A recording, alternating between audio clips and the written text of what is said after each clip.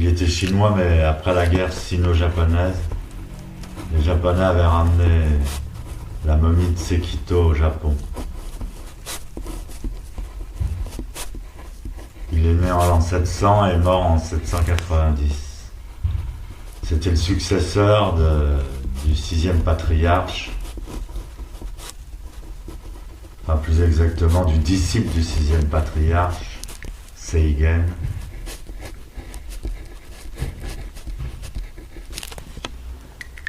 Et c'est lui qui a continué la lignée Soto.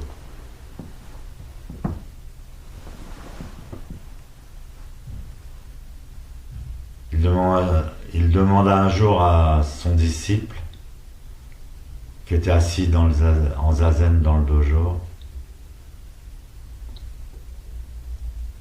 « Qu'est-ce que tu fais en zazen ?»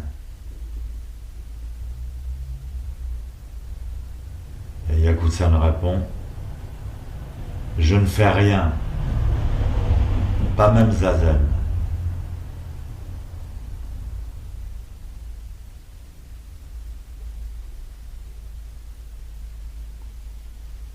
Maître Sekito lui dit alors, « Si tu ne fais rien, pas même zazen, alors tu ne tomberas pas dans les degrés, dans les catégories. »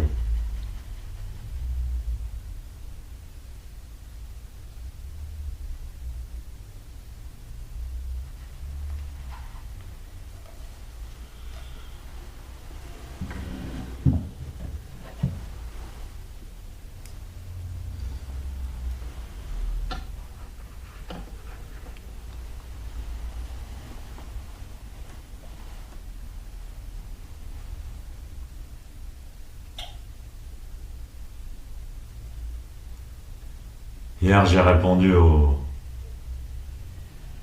Mondo sur le site, une question du Mondo.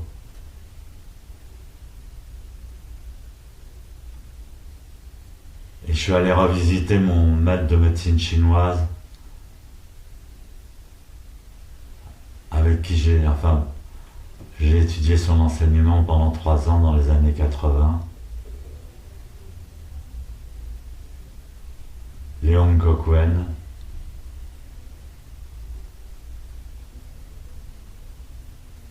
Douzième génération des médecins empereurs, c'est-à-dire que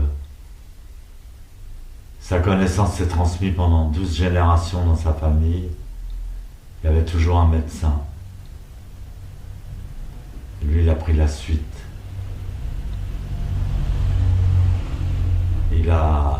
Il est en possession de beaucoup de textes secrets sur le Qigong, sur la médecine chinoise, sur les plantes, sur l'acupuncture, qu'on ne trouve même pas en Chine.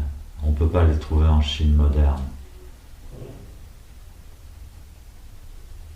Donc hier, j'ai répondu à cette question. J'ai perdu mon texte en faisant une fausse manœuvre. J'ai dû recommencer une deuxième fois.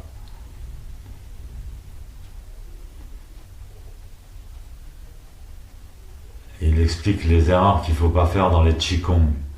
Il faut savoir que le Zazen existe aussi en médecine chinoise, on l'appelle le Qigong calme.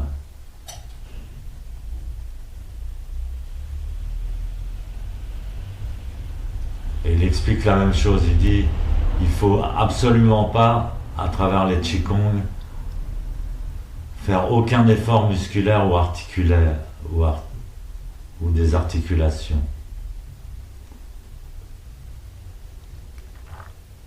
La force doit venir du chi interne qui se trouve sous le nombril.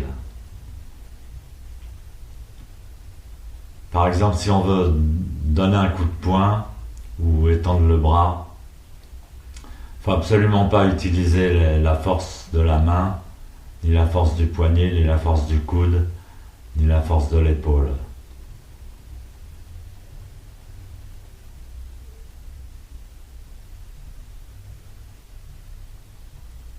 C'est pour ça que Sekito disait il ne faut rien faire. Celui qui fait rien, il n'a pas de souillure. Et donc Léon expliquait la même chose mais en médecine chinoise. disait c'est comme de l'auto-hypnose, c'est l'esprit qui doit mobiliser le corps. On peut l'expérimenter en kinine.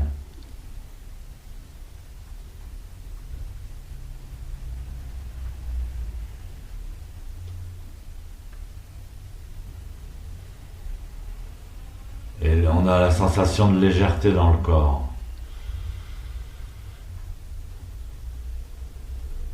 Et en zazen, c'est pareil, il faut relâcher les articulations et les muscles. C'est pas les articulations et les muscles qui doivent nous faire tenir droit.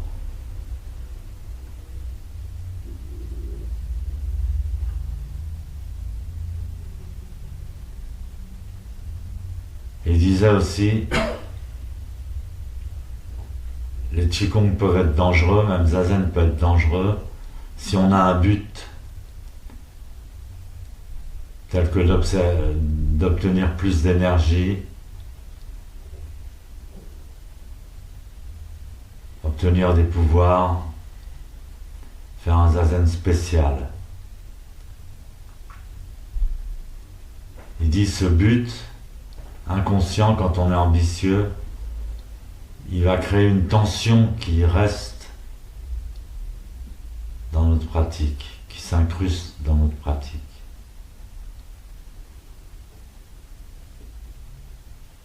Donc il expliquait qu'il faut avoir l'esprit Mushotoku, mais en chinois, je ne sais pas comment ça se dit.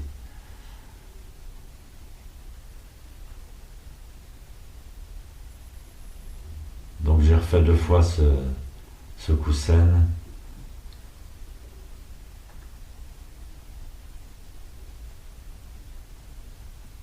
Aujourd'hui, je le publierai. Yi-chi, c'est le chi interne. C'est celui qui doit nous maintenir en zazen.